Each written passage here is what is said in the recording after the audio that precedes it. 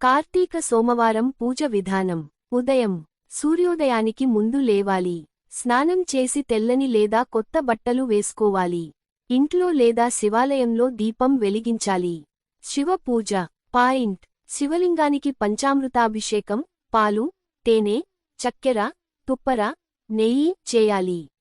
బిల్వదళం, తులసి ఆకులు, పూలు, ధూపం, దీపం, అక్షతలు సమర్పించాలి.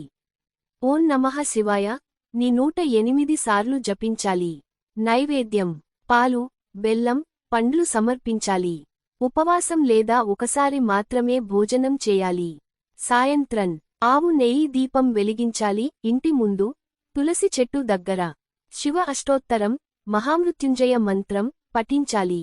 ఫలితం: పాప విముక్తి, శాంతి, ఐశ్వర్యం, భక్తి, ఆరోగ్యం లభిస్తాయి. దయచేసి సబ్స్క్రైబ్ చేయండి.